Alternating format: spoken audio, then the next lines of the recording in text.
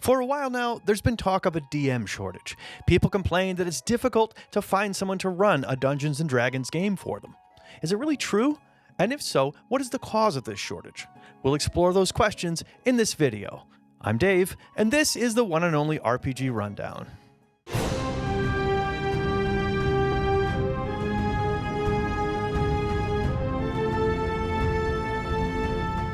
For whatever reason, many people feel that there is a shortage of people willing to run a Dungeons & Dragons game in the role known as the Dungeon Master.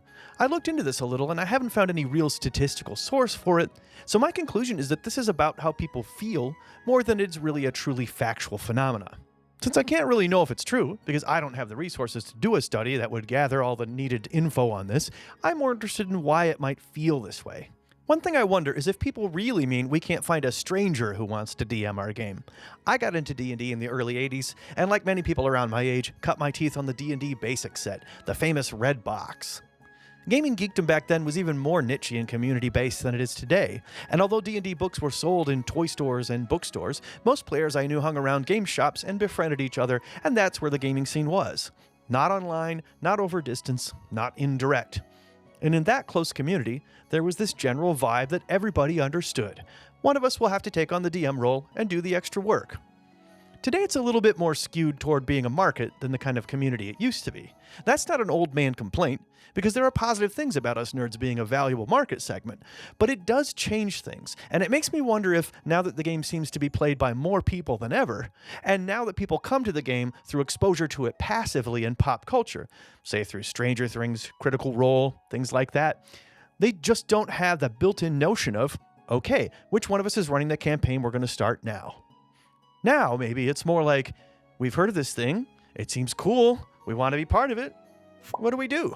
Who will teach us how to play? Who will adjudicate the rules and shepherd the story? In other words, I think it's possible that the expectations of new players have shifted from, let's learn to play this together, to, how do we find someone to provide this part of the entertainment? Kind of similar to how, in the past, people used to sit around the fire at night, and somebody who had a musical instrument would break it out and provide some amusement. Now we wonder who we can hire as a musical entertainment for that party we're throwing. Another thing I wonder is if people really mean we can't find a DM who will run our game for free. Professional DMing is its own industry these days, and as more of us get accustomed to getting paid for the hard work we do to enjoy running a game, well, then not getting compensated becomes less and less appealing. I know it has for me. I've started to run a campaign on startplaying.games, and now I'm a lot less inclined to run free games at, say, game shops and such. So it could be that we're just in a transition phase from the old gaming village to the new gaming industry. The idea of paying for a seat in a game is new enough that it puts some people off, yet they also wonder how to find an already experienced DM without doing that. They're caught between wanting a high-quality game experience with an experienced DM right away, and not realizing there's a lot of work put in by that DM that has value. Another possibility is that with a much bigger player base for 5e, we just have a lot of players brand new to the game looking for DMs. Finding a DM that's good at running the game and that matches your style, at least in my experience, has always been something that takes a bit of patience and effort, but that might not be what brand new players expect to experience, so to them it feels like a shortage. And anyway, there's a DM shortage is such a general statement that you can kind of find more specific meaning in it via assumptions than you might realize. Often we're inferring rather than knowing. And in this way, the claim that there aren't enough DMs is kind of like politics via meme. You can read almost any implication or angle into it that you want. One claim I see that baffles me a little is that 5th edition is too crunchy, too off-puttingly complex, and too, quote, rules-heavy for new DMs. That this system has become too bloated. That one seems strange to me since, from my perspective, D&D itself is not a rules-heavy game. It's not GURPS or Hardmaster or Rollmaster, for goodness sake. And you know, when I returned to D&D as an adult, it was to 3rd edition. At that point, I was playing the game more often than I ever had in my life before. 3 and 3.5 were notoriously complex, far more than 5e is. Because I came to it after playing 3rd, 5e honestly still feels just a little bit even dumbed down to me sometimes. Something I notice now is that 3 and 3.5 are almost a forgotten era of D&D. And of course, 4th edition has been so disliked that a lot of people, myself included, just kind of consider it more of a fluke than a progression between 3rd and 5th. For whatever reason, people seem to compare 5e directly to AD&D and OD&D, ignoring 3. And in the era of 3 and 3.5, I don't recall any talk of DM shortages. The complexity of those editions didn't seem to make people stop becoming DMs. Another reason that's been asserted for the shortage is PC power creep and broken mechanics. The argument is that Wizards of the Coast makes money selling expansions to players, and players like and want power creep. This makes the game hard to balance for the DM, who's trying to find a nice curve between challenging and achievable. A lot of your min-maxers seem to find their entire joy of playing in trying to break the game by mowing through enemies with ease. But most DMs really don't have fun by providing limitless wish fulfillment, and even recognize that kind of thing can get old fast for the players. The person behind the DM screen is maybe more motivated to shepherd a good story and set up fun, balanced challenges that add to the story and make it interesting. In other words, DMs are far less likely to look at a tabletop RPG as being basically the same thing as a video game RPG, whereas players seem very likely to come to it with that very expectation. I have to admit that this resonates with me. I do feel like I see this a lot with 5e players. They approach D&D like it's a TCG, desperately working to find that real game-breaking combo. And yes, it is frustrating when you're trying to do the fullest job a DM can do.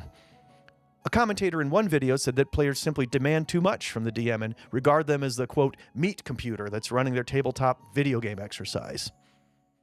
I saw another video in which the presenter felt that the game punishes DMs with too much prep time, which is only worsened by unreliable CRs and other things considered broken in the game. They also thought players expected too much too early in the game. In 5e, a first-level player begins the game already like a comic book superhero. It's hard to have any sense of heroic progression that way. It also loses some of the charm of classic fantasy, which commonly has themes of ordinary people being caught up in extraordinary events, and thereby responding to the call and being forged into heroes out of necessity and destiny. But in 5e, the story begins not with Frodos, but with Supermen as the protagonists. It feels more like a comic book story that happens to take place in a pre-modern tech level than it feels like a fantasy novel. That resonated with me, too. I have noticed this over the years. Players now want to enjoy the feeling of being superpowered from the jump, and they seem less interested in the kinds of stories that used to be the focus of fantasy. A lot of them simply pursue fantastical wish fulfillment via a game, and I'm not criticizing them for that, nor am I trying to gatekeep D&D from people who really want to play that way. I just worry about it becoming the presumed main or only way to play.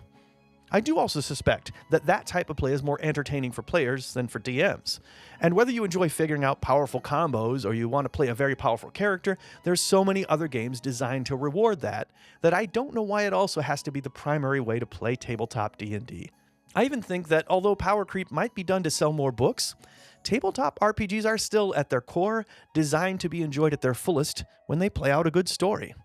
I know that for me, if I want something that's mostly focused on army building and tactical maneuvers, I look to miniatures war games or things like the many D&D board games to scratch that itch, not tabletop RPGs. And if I want to find cool chains of powerful combos, TCGs are great for that. And you know, all of this is what I think is interesting. Speculating about the reasons for a DM shortage, real or not, has brought up some discussions we needed to have about how people approach the game and what makes it work for everyone. I've expressed some opinions here, but I can't claim to really know the solution. So what do you say? Is there a DM shortage at all? And if so, what's the reason for it? Leave a comment below and tell us what you think. And until next time, may all your 20s be natural.